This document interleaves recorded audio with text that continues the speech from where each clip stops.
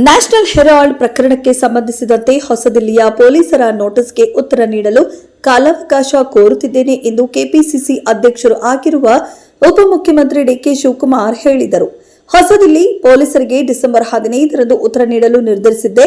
ಆದರೆ ಹಿರಿಯ ರಾಜಕೀಯ ಮುತ್ಸದಿ ಹಾಗೂ ನಮ್ಮ ಪಕ್ಷದ ಶಾಸಕ ಶಾಮನೂರು ಶಿವಶಂಕರಪ್ಪ ಅವರ ನಿಧನದ ಹಿನ್ನೆಲೆಯಲ್ಲಿ ವಿಶೇಷ ವಿಮಾನದಲ್ಲಿ ದಾವಣಗೆರೆಗೆ ತೆರಳುತ್ತಿದ್ದು, ಅಧಿವೇಶನ ಮುಗಿದ ಬಳಿಕ ಉತ್ತರ ನೀಡಲು ಕಾಲಾವಕಾಶ ಕೇಳುತ್ತೇನೆ ಎಂದು ತಿಳಿಸಿದರು. ಓಟ್ ಚೋರಿಯಾಗಿಲ್ಲ, ರಾಹುಲ್ ಗಾಂಧಿಯ ದಿಮಾಗ್ ಚೋರಿಯಾಗಿದೆ ಎಂದು ಕೇಂದ್ರ ಸಚಿವ ಸಂಸದ ಪ್ರಹ್ಲಾದ್ ಜೋಶಿ ಹೇಳಿದ್ದಾರೆ. ಮತಗಳ್ಳತನದ ವಿರುದ್ಧ ಕಾಂಗ್ರೆಸ್ ದೆಹಲಿಯಲ್ಲಿ ನಡೆಸಿರುವ ಪ್ರತಿಭಟನೆ ವೇಳೆ ಪ್ರಧಾನಿ ಮೋದಿ ವಿರುದ್ಧ ಘೋಷಣೆ ಕೂಗಿದ ಬಗ್ಗೆ ಪ್ರತಿಕ್ರಿಯಿಸಿದ ಜೋಶಿ, ಕಾಂಗ್ರೆಸ್ ಪಕ್ಷದಲ್ಲಿ ಎಸ್ಐಆರ್ ನಡೆಸಬೇಕು. ಇದು ನಡೆಯುವವರೆಗೂ ಯಾವುದನ್ನ ಸರಿಪಡಿಸಲು ಸಾಧ್ಯವಿಲ್ಲ. ಮತಗಳ್ಳತನ ನಡೆದಿಲ್ಲ.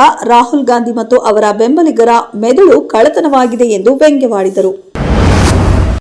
ದೇಶದ ಬಹುದೊಡ್ಡ ಉದ್ಯೋಗ ಖಾತರಿ ಯೋಜನೆಯಾದ ಮಹಾತ್ಮ ಗಾಂಧಿ ರಾಷ್ಟ್ರೀಯ ಗ್ರಾಮೀಣ ಉದ್ಯೋಗ ಖಾತರಿ ಕಾಯ್ದೆಯ ಹೆಸರು ಬದಲಾವಣೆಗೆ ಕೇಂದ್ರ ಸರ್ಕಾರ ಮುಂದಾಗಿದೆ. ನರೇಗಾ ಹೆಸರಿನ ಬದಲು ಇನ್ನು ಮುಂದೆ ವಿಕಸಿತ್ ಭಾರತ್ ಗ್ಯಾರಂಟಿ ಫಾರ್ ರೋಜ್ಗಾರ್ ಮತ್ತು ಆಜೀವಿಕಾ ಮಿಷನ್ ಮಸೂದೆ 2025 ಎಂಬ ನಾಮಾಂಕಿತದ ಜೊತೆಗೆ ಹೊಸದಾಗಿ ಈ ಯೋಜನೆಯನ್ನ ಪರಿಚಯಿಸಲು ಸರ್ಕಾರ ನಿರ್ಧರಿಸಿದೆ. ಇನ್ನು ಇದಕ್ಕೆ ಸಂಬಂಧಪಟ್ಟ ಕರಡು ಮಸೂದೆಯನ್ನ ಸರ್ಕಾರ ಲೋಕಸಭೆ ಸದಸ್ಯರಲ್ಲಿ ವಿತರಿಸಿದೆ ಎಂದು ಮೂಲಗಳು ಪಿಟಿಐಗೆ ತಿಳಿಸಿವೆ. ರಾಜ್ಯ ಕಾಂಗ್ರೆಸ್ ಸರ್ಕಾರವು ಬೆಂಗಳೂರು ಕೇಂದ್ರಿತ ಅಭಿವೃದ್ಧಿಯನ್ನ ಮಾಡುತ್ತಿದೆ.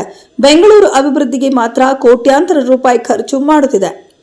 ಬೆಂಗಳೂರು ಹೊರತುಪಡಿಸಿ ರಾಜ್ಯದ ಇನ್ನುಳಿದ ಜಿಲ್ಲೆಗಳ ಅಭಿವೃದ್ಧಿಗೆ ಹೆಚ್ಚಿನ ಆದ್ಯತೆ ಕೊಡುತ್ತಿಲ್ಲ ಎನ್ನುವ ಗಂಭೀರವಾದ ಆರೋಪ ಹಾಗೂ ಅಸಮಾಧಾನ ಕನ್ನಡಿಗರಿಂದ ಕೇಳಿಬರುತ್ತಿದೆ.